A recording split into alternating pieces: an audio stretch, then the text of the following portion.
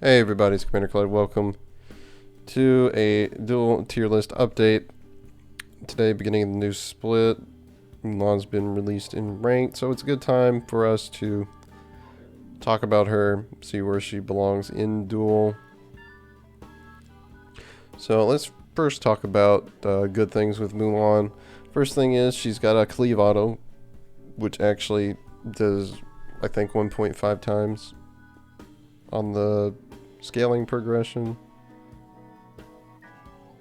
So it does more damage actually than the rest of her autos, which is really useful for clear. There's not really another god who gets their cleave as their strongest auto, except I think Thanatos does.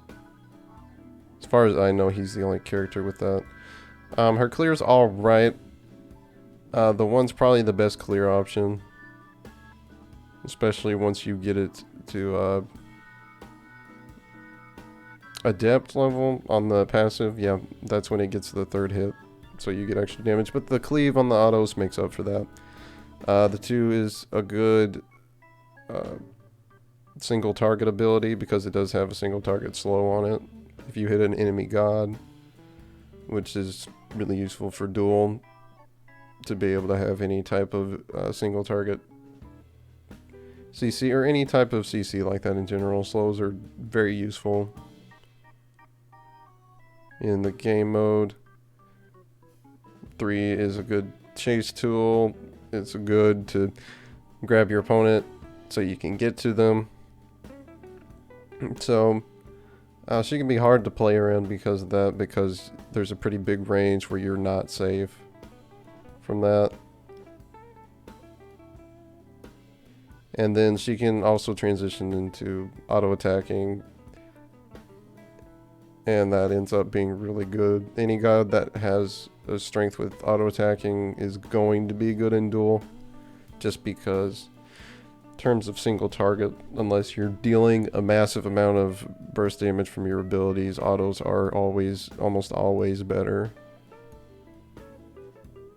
in duel. And then the ult is kind of, it's not really a pro work on, because the thing about it is it's a little bit clunky if you do hit it and you're just trying to use it for an escape. It's hard to cancel the rest of it. As far as I know, I don't actually know if you can cancel it after you've hit a target with it, because once you hit a target, then it goes into the other things with the knock-up and then the ranged attack that it does, which is good. Surprising burst damage, and the CC on it is nice, but it is very clunky to use, so it can be awkward. Trying to figure out how to build her is weird, because she kind of has the Sun Wukong problem, which is feels like she doesn't do damage unless you have Transcendence, and at which point her autos become so strong from that it ends up obviously making her better than Sun Wukong. But Sun Wukong has a plethora of other issues, and we're not talking about him, but it's the best thing to compare it to. So yeah, most of the time you feel like you need Transcendence, which is awkward sometimes with warriors, but honestly, you really do need it. Otherwise, you're going to lose a lot of matchups without it.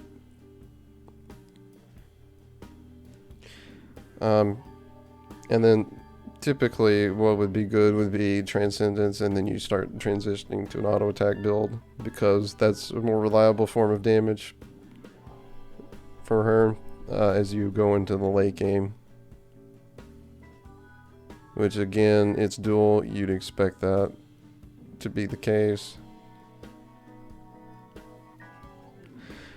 The last thing I didn't mention that's specific to duel, she's pretty good at taking the Bull Demon.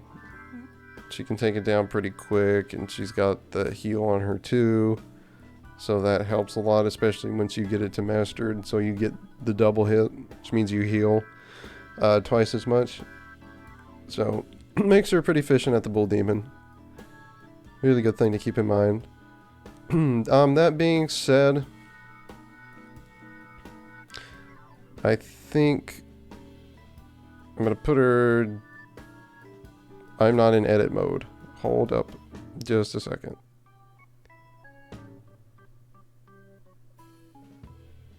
I'm going to have to make this black for a second so you guys don't see me log in.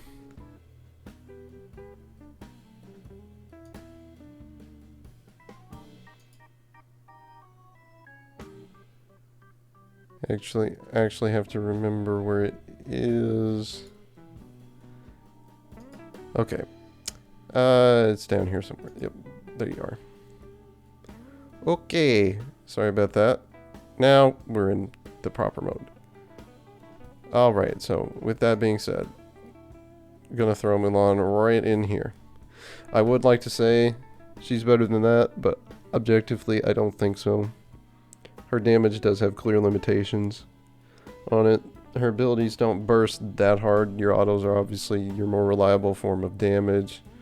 Some for hit is clunky. The 3 is difficult to hit, and if you don't hit it, you're not doing very much against your opponent.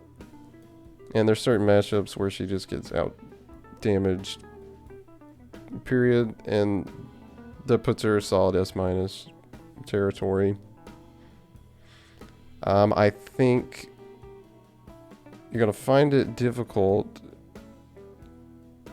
to beat certain hunters, certain assassins with her.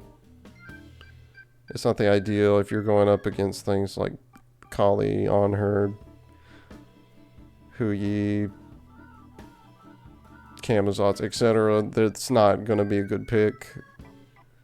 So you kind of want to pick around her own territory down here.